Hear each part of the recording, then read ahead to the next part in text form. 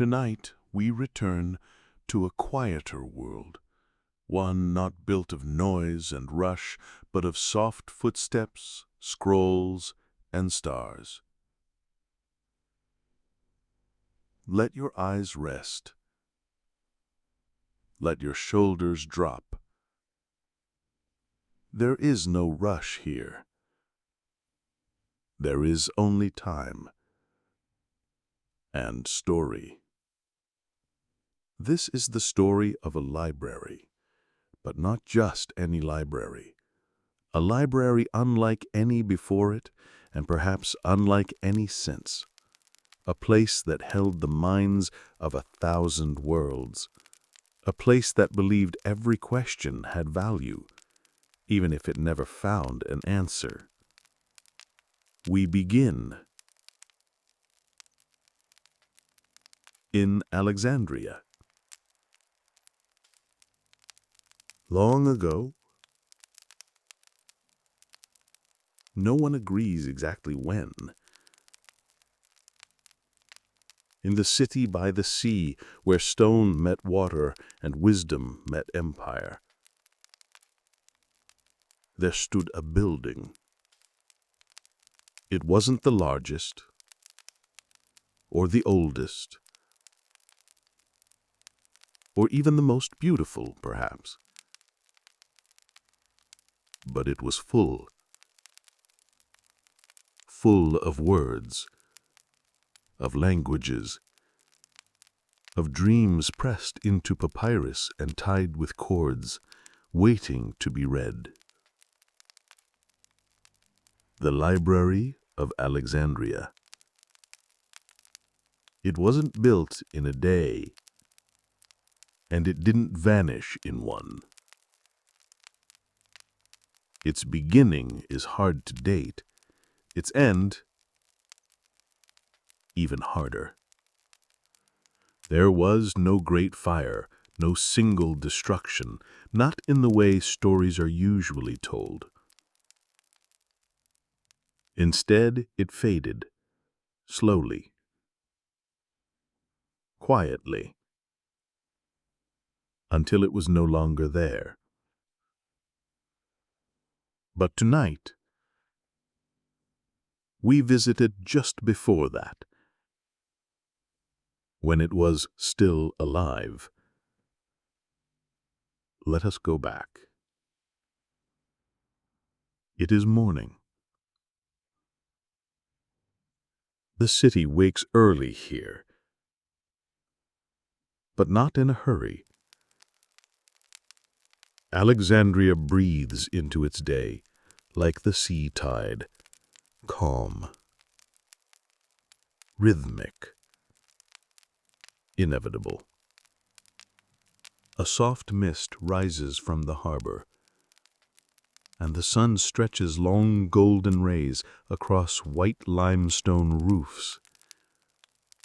Birds call to each other lazily. Merchants pull open wooden shutters.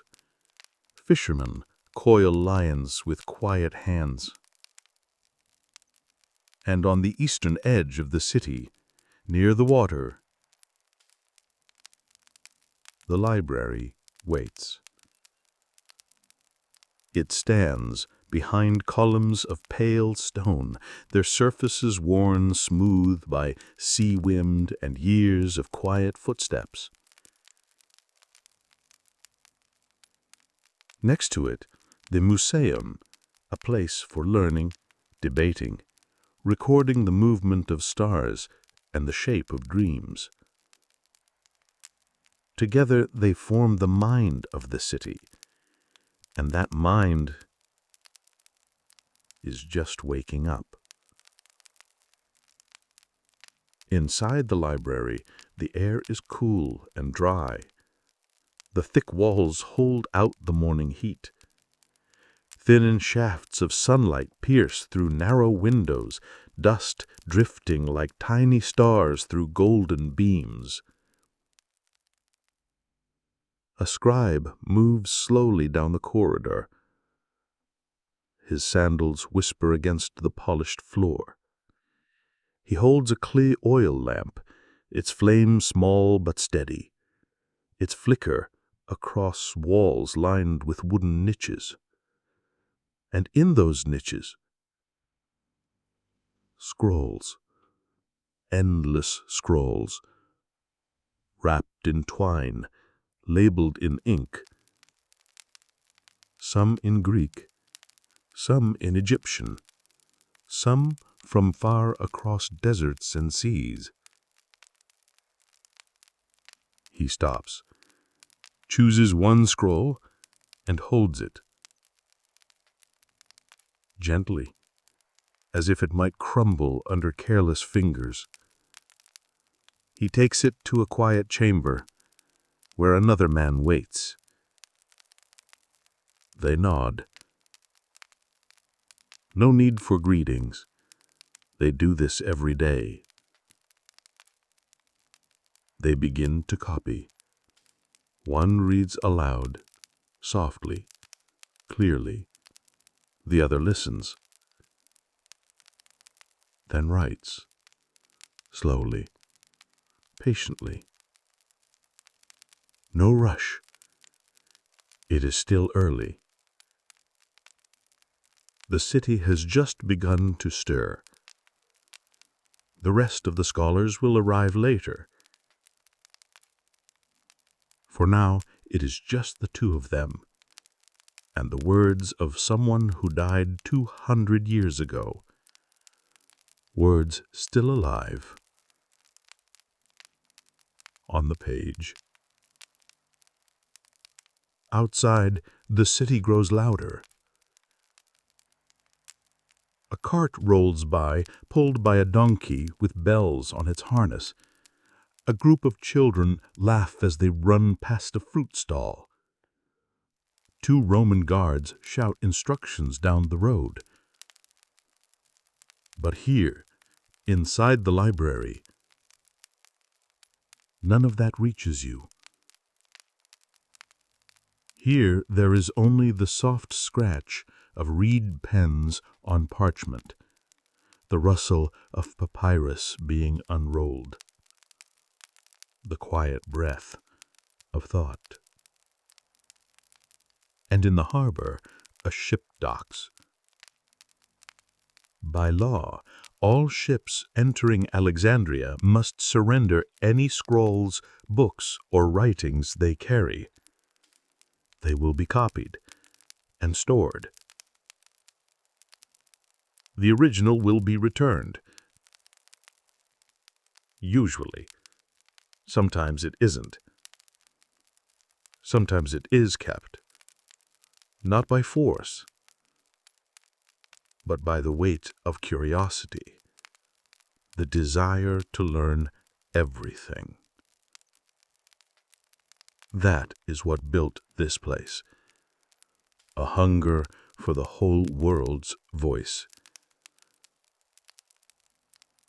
Now the sun is higher. Its light shifts through the windows, touching different shelves now. The scribe takes a break. He stretches his back, rubs his ink-stained fingers, and smiles. There's no hurry. There never is. These scrolls have waited centuries. They can wait 1 hour more. In the garden near the Museum, a group of students gather beneath fig trees. The leaves above them ripple gently in the breeze, casting patterned shadows on the stone path. A philosopher sits on a stone bench. He speaks slowly, his voice soft, his tone more question than answer. He asks, "What is the shape of the soul? Can time be measured with sand or sound? Where does thought go when the body is still?" The students don't respond quickly. They listen. They think. They enjoy the pause between words. Not far from them, a woman sits in a shaded alcove. Her robe is neatly folded beside her.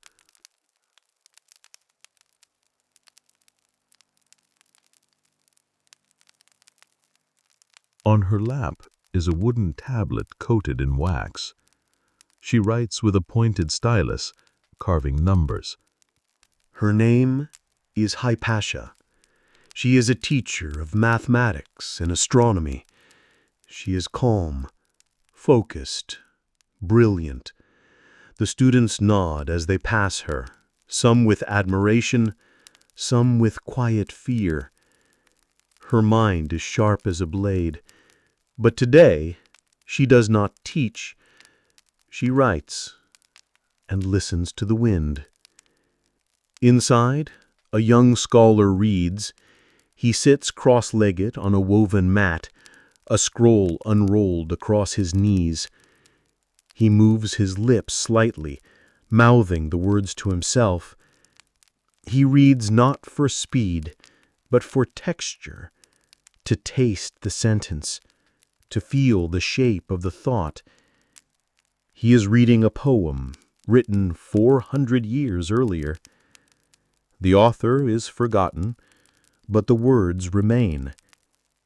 Just above him, on a high shelf, sits a scroll from India, and next to it, a diagram drawn by a Babylonian engineer, and beside that, a scroll explaining how to treat fevers with crushed leaves and honey. It is all here, the practical and the poetic, the known and the guessed, stored side by side with no judgment. Now the heat rises, the air thickens slightly, but the library holds its coolness. Some scribes lie on mats in shaded corners, resting their eyes. One of them sleeps, his hand still stained with blue ink. A scroll lies beside him, half finished. It can wait. All things in the library can wait.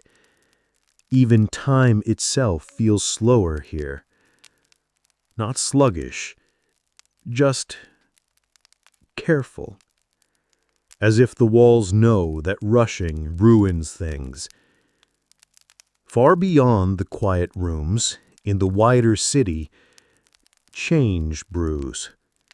A new governor, a shift in Roman politics, rumors of war, of reorganization, of buildings being repurposed, cleared, burned. But here, in the great library, none of that has arrived yet. The scrolls rest on their shelves, the quills still scratch softly, and the sea still hums in the distance. Later, a child walks past the entrance, holding her father's hand. She looks inside. Just for a moment. She sees the columns, the dusty light, a row of sandals by the door, and an old man sleeping with a scroll on his chest. She does not speak. She just watches, and then walks on.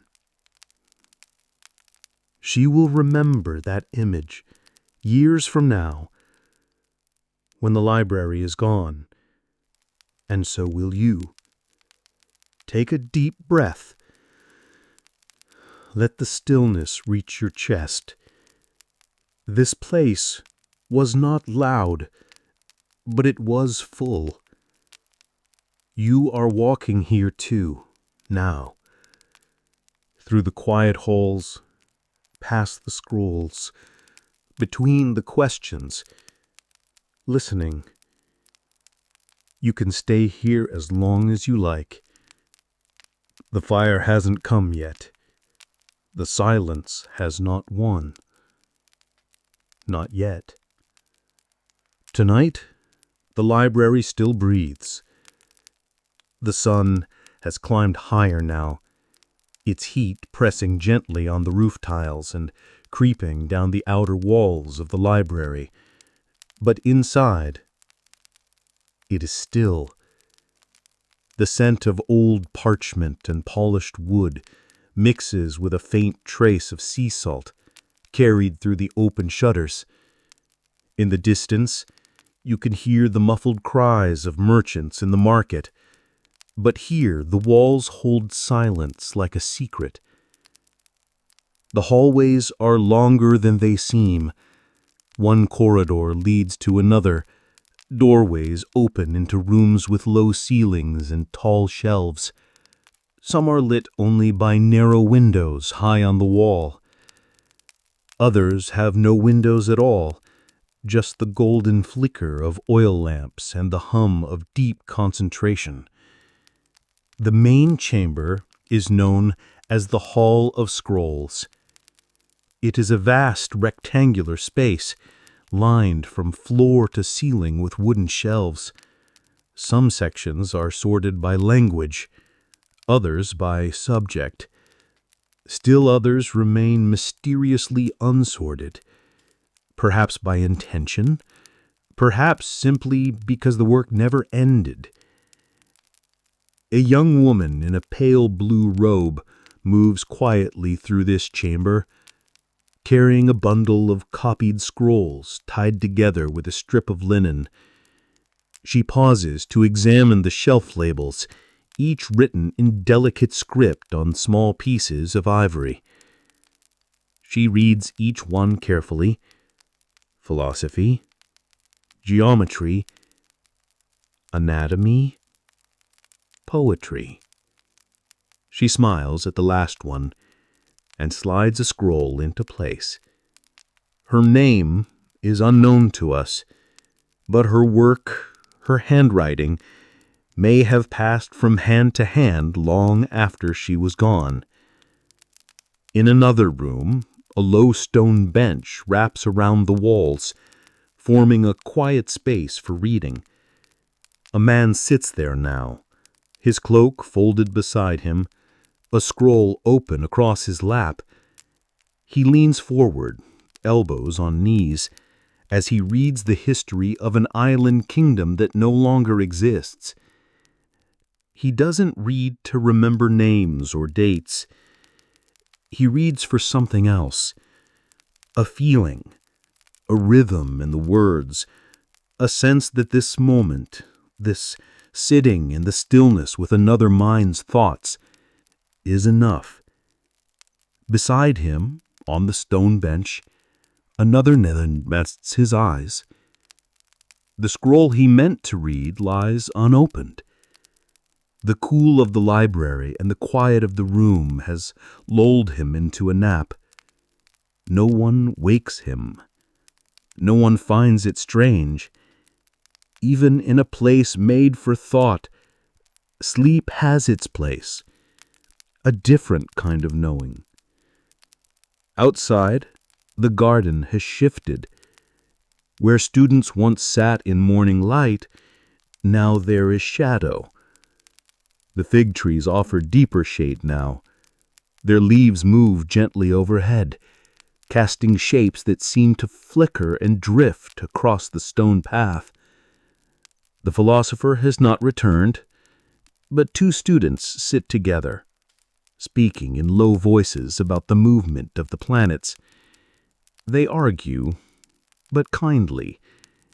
Both know their ideas may be wrong, but the discussion, the practice of wondering, that is the point. Not far from them, a small fountain bubbles softly. Its water catches the light, reflecting it up onto the garden walls in shimmering waves. A cat sleeps nearby, curled in a patch of sun. Even it seems part of the silence, as though it belongs to the library as much as any scroll. Back inside, near the entrance to the astronomical wing, a scribe works alone. He copies a star chart, his hand steady, his breath slow. each mark he makes, a symbol, a curve, a line, is meant to capture something nearly impossible: the movement of the heavens, the turning of constellations, the passage of time. He knows his chart may never be seen by many. He knows his name may never be recorded. But he copies it carefully, because the act of preserving knowledge is itself an offering to the future, to the unknown. He stops for a moment to roll his shoulders, then stands and steps to the window. From here, he sees the harbor, ships anchored, workers unloading goods, sailors climbing masts, and the occasional flutter of a scroll being inspected, unrolled, copied, sealed. He watches for a while, then returns to his bench and continues. Later in the Just a reminder that the day is passing, that soon it will be evening. Scholars rise slowly from their seats. Some leave for the day, others remain. A few wander to the courtyard, seeking fresh air before returning to their work. The man who slept earlier in the reading room has now awakened. He rolls up his scroll carefully, ties it with a simple cord, and places it in a basket beside the bench. There's no sense of completion, no moment of triumph, only a quiet gesture. I was here. I read this. It mattered. In a narrow corridor off the main chamber, a woman in her 50s reads through a collection of medical texts. She is a physician, well regarded, unbothered by noise or the bustle of the outer city. She makes notes in the margins, correcting earlier errors, adding small observations of her own, treatments for fevers, mixtures for pain, dietary guides for childbirth recovery. Each note she adds is a thread, a whisper passed from healer to healer across time. She pauses only once to place her hand gently on her lower back and stretch. Then, without a word, she continues. Now the light outside begins to change. The golden heat of midday fades. The sky softens. The shadows stretch. And something else shifts, not in the air, but in the edges of attention. It is not a sound, not even a feeling, just a difference. In the marketplace, the tone of conversation is tighter. A few stalls are closing early. A cluster of guards walks quickly down a main road. No one runs, no one shouts, but something has changed. Inside the library, a man is moving books from one shelf to another, reorganizing. He does not notice the change, or if he does, he chooses not to respond. He lifts a scroll labeled Wind Patterns, another on the arrangement of the earth. Each scroll is placed carefully, stacked according to a system he has memorized, a system only he truly understands. His fingers are calloused from decades of handling papyrus. He barely notices the roughness anymore. To him, the scrolls are friends, their touch familiar, their rustle comforting. He finishes his task, sits on a stool, and rests. Above the library, the sky turns a softer blue. A few clouds drift slowly, like torn cloth pulled across the sky. Birds return to their nests. The breeze carries a trace of sea air and the faintest smell of something burning, but it is far away, and no one inside the library mentions it. One of the scribes closes a window. Another lights a candle. The day has passed, and the night is approaching. But still, no one hurries. No one fears. Because no one knows this is the last quiet evening the library will ever have. Back in the garden, the students have gone. The fountain still flows. The cat still sleeps. And the shadows now reach the walls. A woman passes slowly through the archway, older, wrapped in a dark red shawl. She walks with a slight limp, but she does not stop. She moves with the calm confidence of someone who has walked these paths for most of her life. She pauses beside a fig tree, touches its bark, and closes her eyes for a moment. Then she moves on. Inside, the last few scholars finish their notes, close their scrolls, tie them with thread, and return them to their places. A candle flickers in one corner. The wax drips quietly. No sound, only time. And then a voice, soft, from the doorway. "I'll lock up." It's the night attendant, the one who always comes just before dark. He carries a ring of keys and a quiet patience. No one argues. No one delays. They gather their things, exchange a few quiet words, and drift out, one by one. Soon the halls are empty again, but not cold, not abandoned, just paused, like a breath between sentences. The attendant walks through each room, checks the windows, extinguishes the lamps. In the final chamber, he lingers. He looks at a scroll left unreturned. He walks over, picks it up, and smiles. He knows this one. It's a story. He tucks it under his arm. He'll return it tomorrow. He locks the last door, blows out the final flame, and steps out into the cooling night. Behind him, the Library of Alexandria rests, the scrolls wrapped, the thoughts folded, the voices quiet, waiting. Night settles over Alexandria. The wind off the Mediterranean carries a faint chill, soft against the walls of the city. Shutters are drawn. Torches flicker in the narrow alleyways. And all above it, the lighthouse of Pharos blinks its ancient eye, guiding ships even as most of the city sleeps. The Library of Alexandria sleeps too, but not entirely.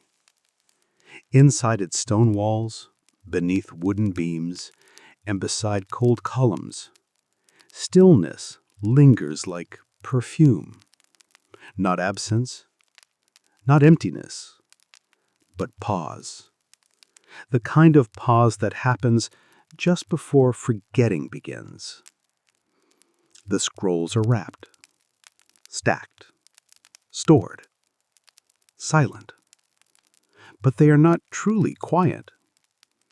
If you sat very still, in the dark, in the deep rooms of the library, you might feel them, the weight of them, the breath of them.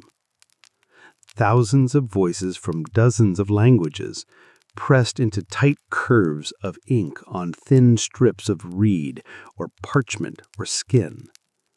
Some copied again and again, others touched only once, and all of them alive in their own way, still holding the thoughts of those who came before. They rest now, But they wait. They wait for morning, for hands, for eyes, for someone to listen. But morning may not come. Far from the library, in the center of the city, a different kind of room is lit. Not with candles, but with firelight from a brazier. A gathering. Military voices. A Roman official stands at a map, his finger tracing supply routes. His brow furrows. He doesn't know the names of the philosophers who work in the museum. He doesn't care how many scrolls are in the library. He sees only space, resources, places to be cleared. He gives no order to destroy knowledge. He gives no thought to wisdom. But he does say, this building is not essential. This area must be secured. Clear whatever you must. And so, without knowing it, he sets the library's end in motion. The next morning, the light is soft and pale, filtered through a low mist that rolls in from the sea. The library's door opens slowly. The same night attendant unlocks it. He's a quiet man, never late, rarely noticed. He enters the building like someone entering a garden or a chapel. He nods toward the first chamber, as if greeting the scrolls themselves. They greet him too, in their way. Familiar, waiting. The same steps as always. Open the shutters, check for damage, fill the lamps. Today, everything Is still where it should be. Almost. 2 scribes arrive an hour later. They bring with them fresh parchment, a few loaves of bread, and news.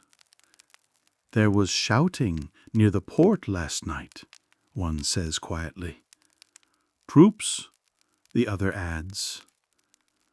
Neither says more. They've both lived through other changes, seen governors replaced, seen shops closed, seen temples looted.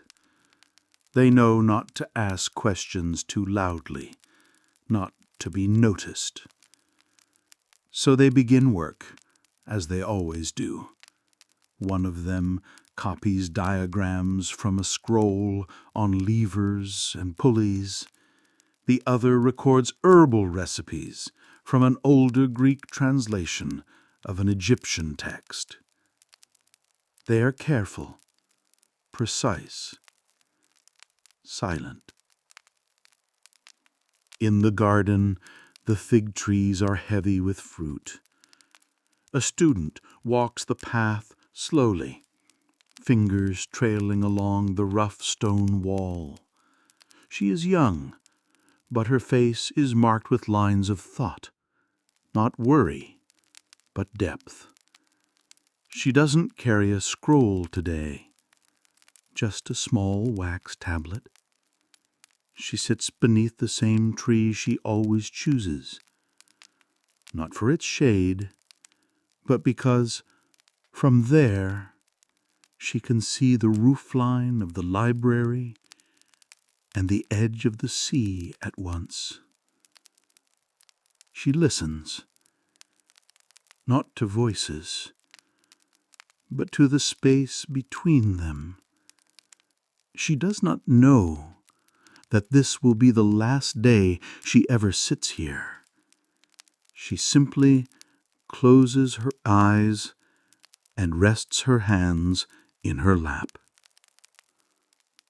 Elsewhere in the library, a scroll is missing. A small one, barely a few inches thick, written in Phoenician. A collection of proverbs and riddles, nothing anyone would call important. It has been borrowed or misplaced, or perhaps it was taken the night before. No one reports it. The loss is so small it barely exists. But that's how it begins. Midday comes. The garden empties. The scholars return to their rooms. The windows are cracked open to let in the air. Somewhere beyond the harbor, a thin column of smoke rises. In the distance, a ship is burning. No one knows why. The soldiers are clearing old storage buildings on the outskirts of the royal compound. One of them sees a door, not locked, not labeled. He opens it. Inside are crates, and in those crates, scrolls. He lifts one, turns it in his hand. The script means nothing to him. He shrugs and tosses it aside. The wind picks up, the smoke drifts, ash mixes with sea mist, and no one at the library knows. Not yet. Inside, a scholar is reading aloud to two students seated cross-legged on the floor. He reads from a scroll on navigation, its diagrams drawn in fine red ink. He explains how stars can be used to cross the desert without a single landmark. The students take notes, carefully copying the shapes of the constellations. The scholar pauses. He looks out the window. He smells something. Not strong, just the edge of burning. He frowns, then continues. Late afternoon, a figure in dark robes approaches the library gate. She walks slowly, with a limp, but her gaze is steady. The guard posted near the museum glances at her and says nothing. He's seen her before. She enters, passes the fountain, steps into the hallway where the light turns gold as the sun begins to lower. She is one of the older philosophers, no longer a teacher, but still deeply respected. She walks through the rooms, gently brushing the shelves with her fingers. She pauses in front of a scroll she hasn't touched in years, a treatise on music and mathematics.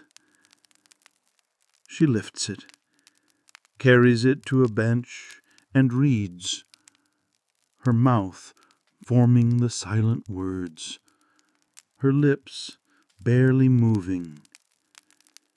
She reads until the candle beside her burns low. Then she sets the scroll down, ties it with a cord, and places it gently back in its place. In the harbor, a cart is being loaded. A soldier shouts something. Another throws a crate onto the cobblestones. The crate bursts open. Scrolls spill onto the street. A child watches. No one stops to collect them. The child picks one up, unrolls it slightly. The words mean nothing. The child's father pulls them away, tells them not to touch such things, says they're dangerous or worthless. The scroll is dropped and trampled and forgotten. Back in the library, a small fire is lit in the courtyard brazier.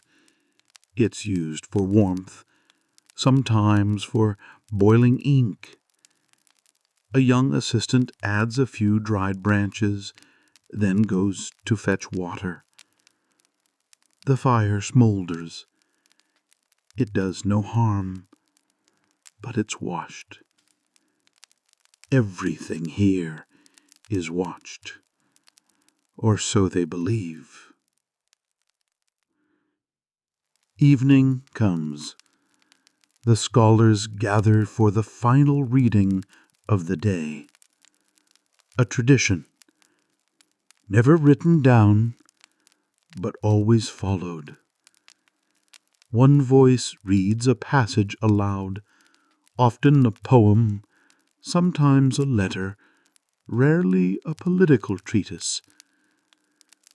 Tonight it is a hymn, old Egyptian, translated into Greek, a prayer to the sun just as the light fades. They listen, heads bowed, eyes closed, not as a ritual, but as a gesture, a moment of togetherness. The reader finishes. They sit in silence for a long time. No one claps, no one speaks.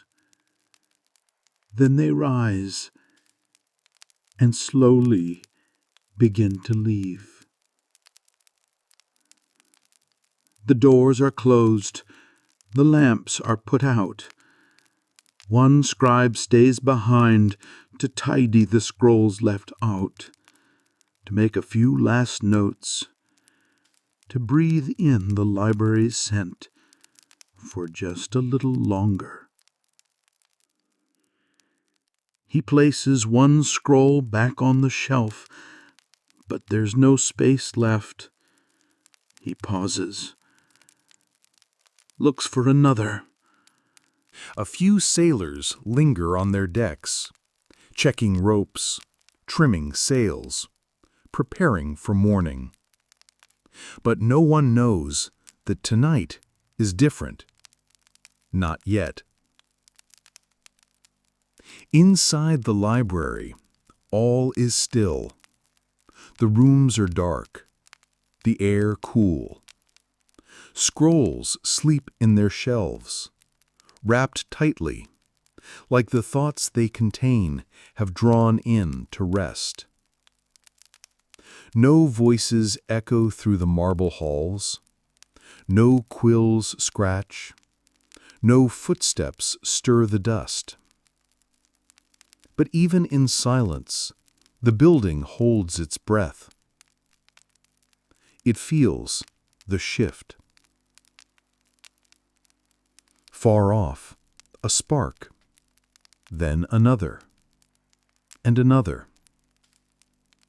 A single wooden cart, overturned near a storehouse, catches fire. No one sees, not right away, but wind moves quickly through the stone lanes. Fire loves old wood. And the quarter near the docks is filled with crates and papers and fuel no one thought to guard. Flames bloom like flowers. And still, no one knows. The scribe on night duty is asleep in the back room. He has a habit of staying late, reading a little by himself after the doors close. But tonight, he drifted off early. A scroll lies open beside him. A tale from Mesopotamia, copied centuries ago. Its corners curl gently in the night air. His candle has gone out. He does not stir. A cat passes through the courtyard. Its tail flicks once, twice. It pauses at the fountain, laps water, then disappears between columns, silent as breath. The stars overhead are cold and clear. Orion stands tall. Sirius shines low. And the moon casts a long silver line across the library roof. Everything feels calm, but the fire moves. Someone finally sees it. A fisherman, coming back late, notices the red light in the sky. He says nothing. He only rows faster. By the time the first alarm is raised, the flames have touched the edge of the palace wall. Not near the main entrance. Not near the library yet, but too close. Soldiers are sent, not to stop it, but to control it, to keep people away, to make sure chaos doesn't spread. They bring torches and orders. Orders that say, clear the quarter, empty the storehouses, do not waste time on what isn't needed. And so when they reach the street near the Museion, they do not stop to ask what's inside. They see scrolls stacked in a side room. They see open doors, unguarded. They see paper. They see firewood. And no one tells them otherwise. Not because they are evil, not because they wish to destroy, but because they do not know. And knowledge, unrecognized, is as good as gone. The scribe wakes to smoke. He coughs once, sits up. His eyes are heavy. It takes him a moment to understand. Then he moves fast. He grabs the scroll beside him, rolls it tight, tucks it into his robe. He rushes out into the hallway. He sees the orange light flickering against the far wall. He hears shouts outside. Not scholars, not students, boots. He turns back, instinct pulling him toward the main archive. He wants to save something, anything. But already the smoke is thick.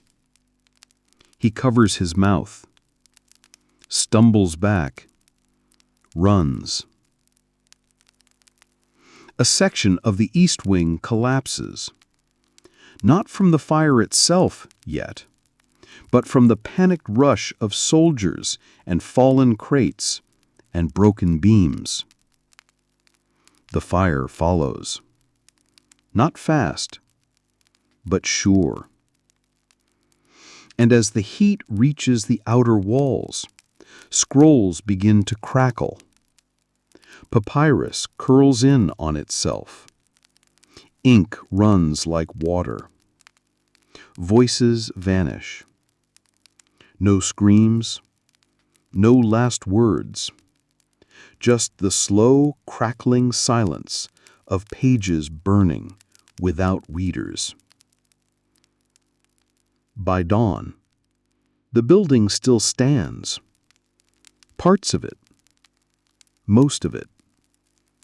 But the damage is done. The collection, the thousands upon thousands of scrolls, is scattered. Some ash, some wet, some missing, some gone forever. The walls are blackened, the windows broken, the floor slick with soot. And in one corner, under a beam that did not fall, a scroll lies untouched, the one the scribe carried with him when he ran. He dropped it, without noticing. It landed soft, rolled beneath a bench, and waited. Later that morning, someone finds it. A boy, barefoot, curious, too young to know the rules. He lifts the scroll, opens it. He cannot read it, but he sees the shapes of the letters. He likes how they look. He hides it in his tunic and runs.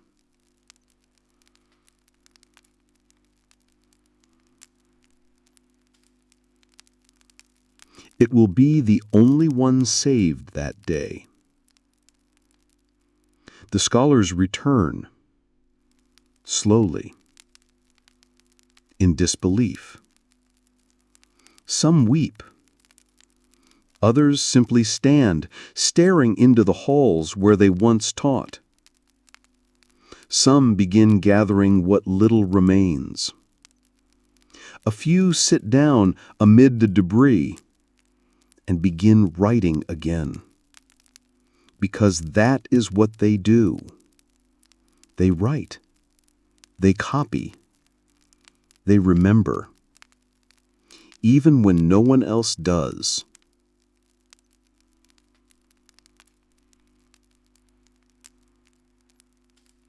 Years pass. The damage is blamed on many. Caesar, the Christians, the Muslims, the riots, the earthquakes. Everyone is named, and no one is certain. The truth is harder. It was no one person. It was neglect and power and indifference. The library did not die in one night. It faded, bit by bit, scroll by scroll, until the silence filled the shelves. But something remains. Not the building, not the books, not even the names of all those who worked within, but the intention, the idea that knowledge mattered, that thought deserved a place to grow, that questions could be holy, and that even in darkness, someone might still remember